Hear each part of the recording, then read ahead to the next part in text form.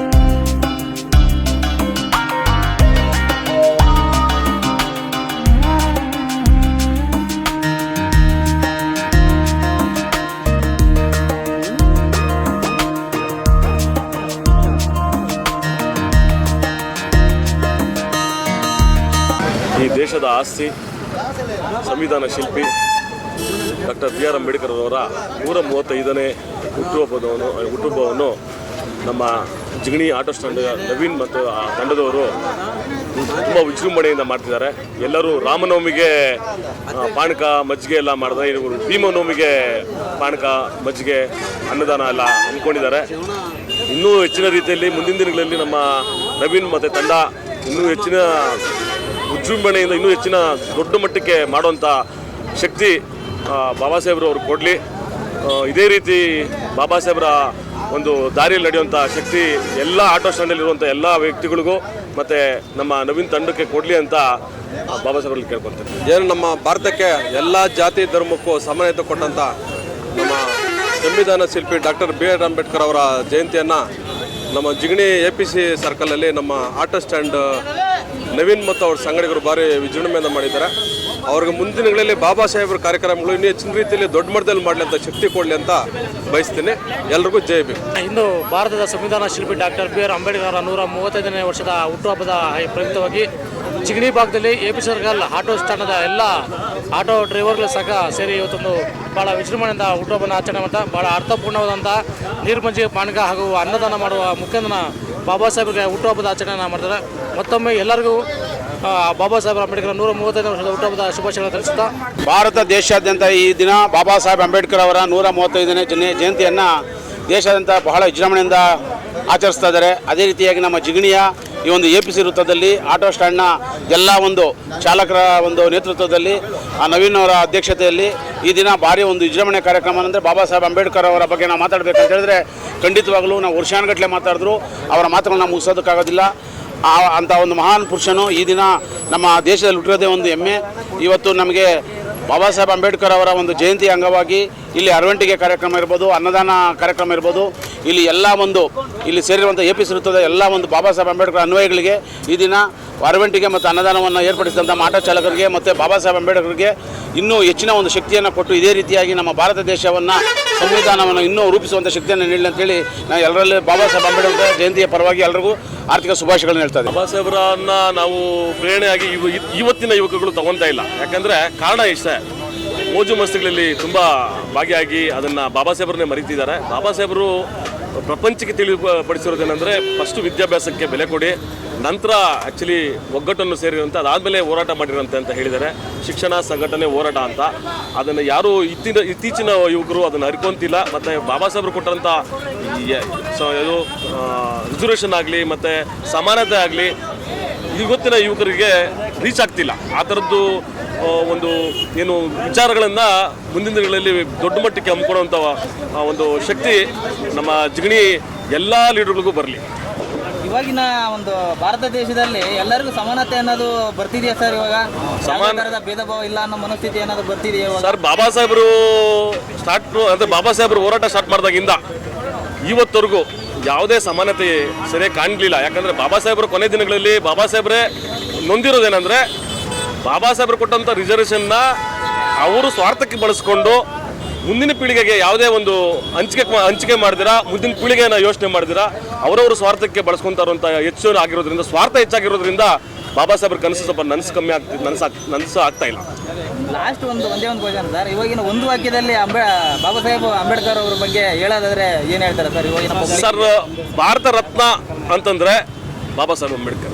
ಯಾಕೆ ಅಂದರೆ ಕಾರಣ ಏನಂದರೆ ಸರ್, 1891ರಲ್ಲಿ ಹುಟ್ಟಿ 1956ರವರೆಗೂ ಯಾರಾದರೂ ಈ ದೇಶದಲ್ಲಿ ನಿಸ್ವಾರ್ಥವಾಗಿ ಒಂದು ದೇಶ ಪ್ರೇಮ, ದೇಶಕ್ಕೋಸ್ಕರ ಹೋರಾಡಿದ್ದಾಗಲಿ, ದೇಶಕ್ಕೋಸ್ಕರ ಅವರ ಪ್ರಾಣ ತ್ಯಾಗ ಮಾಡಿದ್ದಾಗಲಿ ಯಾರಾದರೂ ಒಬ್ಬ ನಿಸ್ವಾರ್ಥವಾದ ವ್ಯಕ್ತಿ ಇದ್ದರೆ ಅದು ಡಾಕ್ಟರ್ ಬಿ ಆರ್ ಅಂಬೇಡ್ಕರ್, ಬಾಬಾ ಸಾಹೇಬರು. ಅದನ್ನು ಈ ದೇಶದ ಎಲ್ಲ ಜನತೆ ಸಮಾನತೆಯನ್ನು ತಲೆಯಲ್ಲಿಟ್ಕೊಂಡು ಯೋಚನೆ ಮಾಡಬೇಕು. ಕಾರಣ ಏನಂದರೆ ಇವತ್ತು ಬಾಬಾ ಸಾಹೇಬರನ್ನು ಜಾತಿಗೊಳಿಸೋದಲ್ಲ.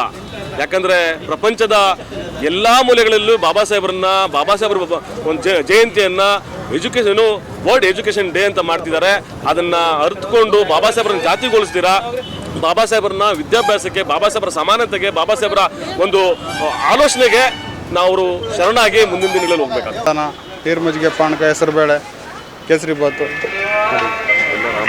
ಇವಾಗ ಪ್ರತಿಯೊಬ್ಬ ಆಟೋ ಚಾಲಕರು ಕೂಡ ಒಂದು ದಿನ ರಜಾ ಆಗ್ತಕ್ಕಂಥ ಒಂದು ವ್ಯವಸ್ಥೆ ಏನಾದ್ರು ಮಾಡಿದ್ದೀರಾ? ಇಲ್ಲ ಸರ್, ಅವರು ಇಲ್ಲ ವರ್ಷ ಅವರು ಮಾಡ್ತಾರೆ ಸರ್. ಆ ಥರ ಜನ್ಮ ದಿನೋತ್ಸವವನ್ನು ಒಂದು ಆಚರಿಸ್ಕೊಳ್ತಾ ಬರ್ತಿದ್ದಾರೆ ಸರ್ ಜಿಗಣಿಯಲ್ಲಿ. ತುಂಬ ವರ್ಷದಿಂದ ಮಾಡ್ತಾ ಇದ್ದೀವಿ ಸರ್. ಅವರು ಮಾರನವಮಿ ಮಾಡ್ತಾರೆ, ನಾವು ಭೀಮ ಮಾಡ್ತೀವಿ ಸರ್.